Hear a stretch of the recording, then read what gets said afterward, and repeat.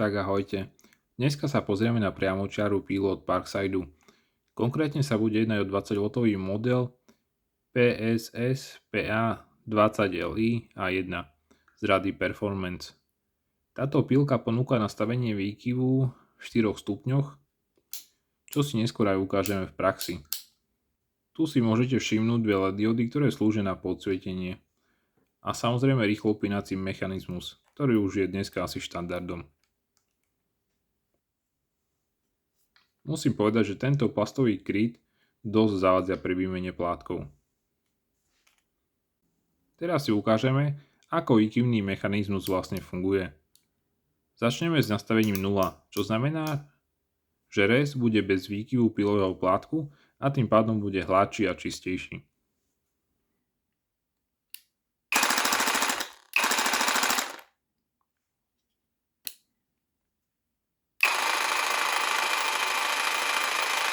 Na stupni 1 to nie je úplne vidno, ale od stupňa 2 a vyššie je to už celkom zreteľné, ako pílový plátok knúka dopredu a dozadu.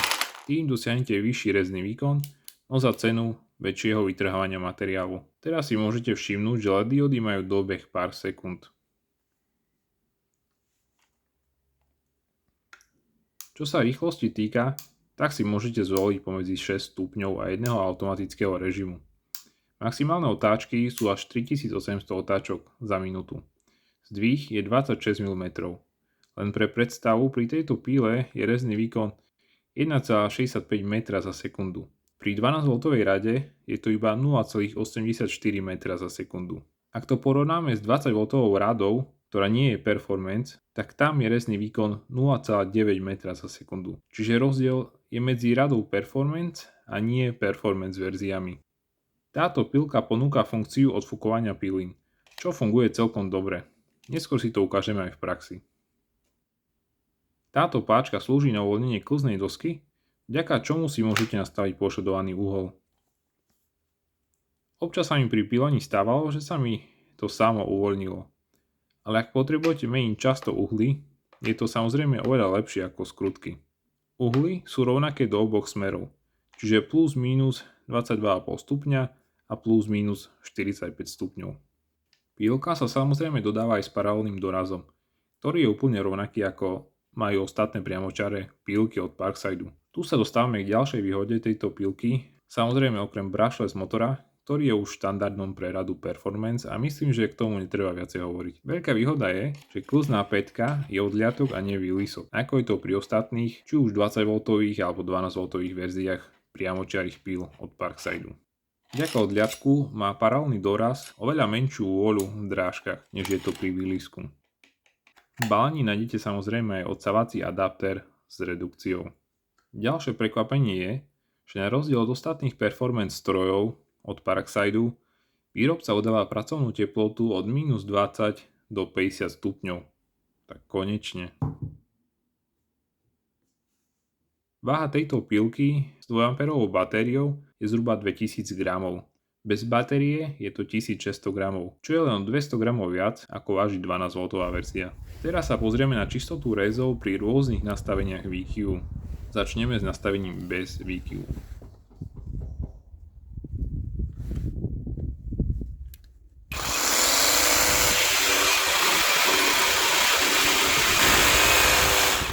Čo sa rýchlosti rezu týka, či režete na trojke alebo na nulke.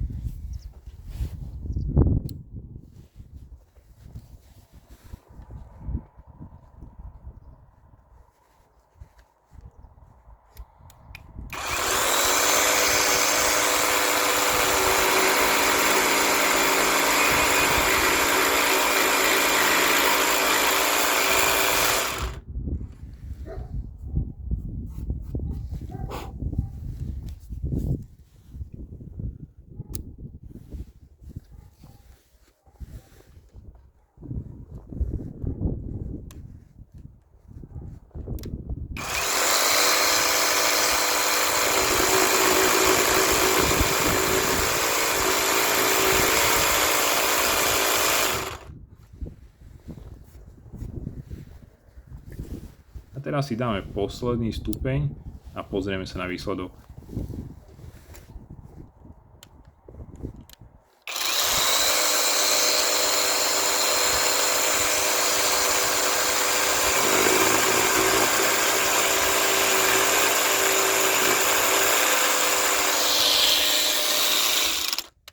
Takže ako môžete vidieť, rozdiel v čistote rezu je jasne viditeľný.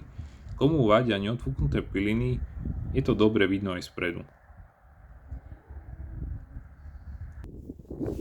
Teraz sa pozrieme na rezy pod uhlom. Nastavíme si 22,5 stupňa. Keďže slnko zapadá, tak si dáme aspoň dvoječku pre výkyv.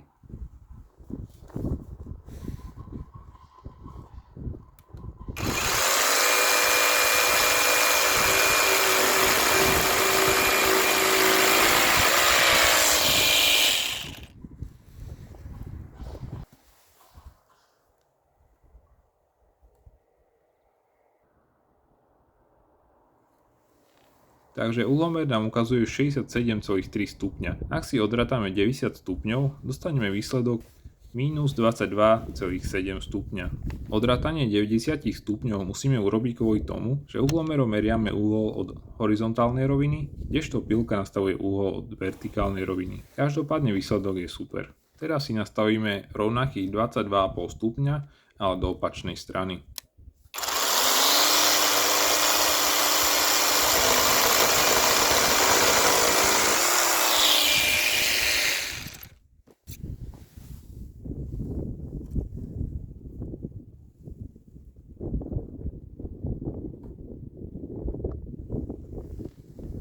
Po odčítaní 90 stupňoch dostávame výsledok 24 stupňov, čo je stále dobrá hodnota, ak berieme do úvahy aj istú nepresnosť rezu spôsobenú mnou.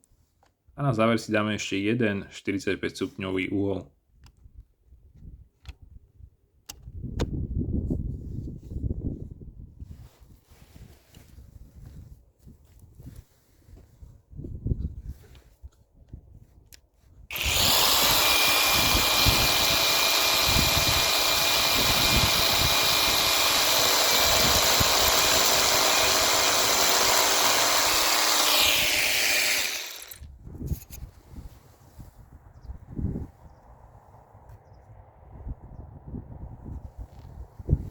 Výsledok je 44,8 stupňa po odrátaní 90 stupňov, takže super.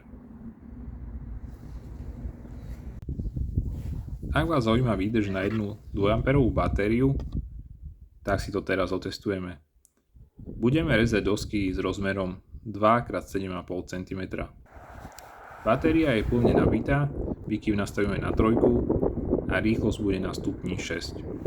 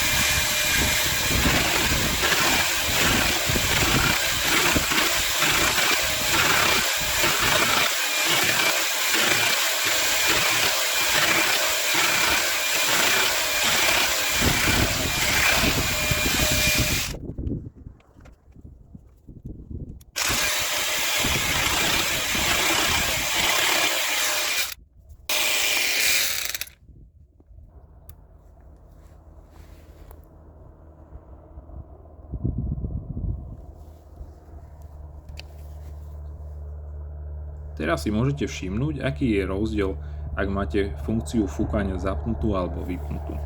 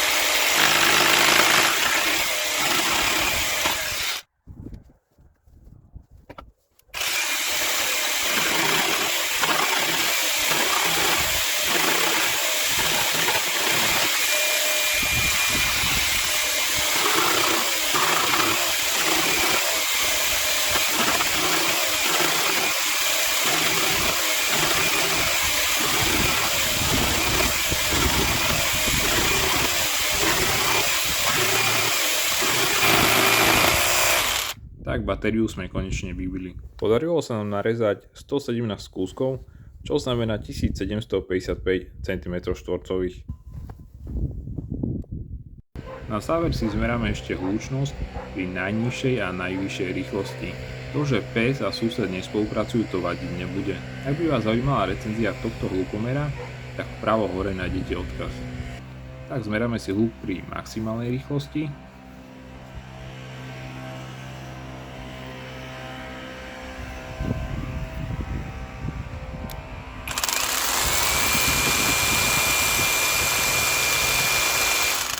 Tak je to zhruba 98 decibelov.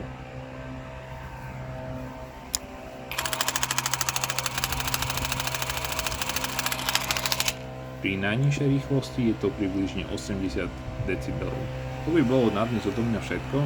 Ďakujem za sledovanie, majte sa pekne a nezabudnite dať odber. Čaute.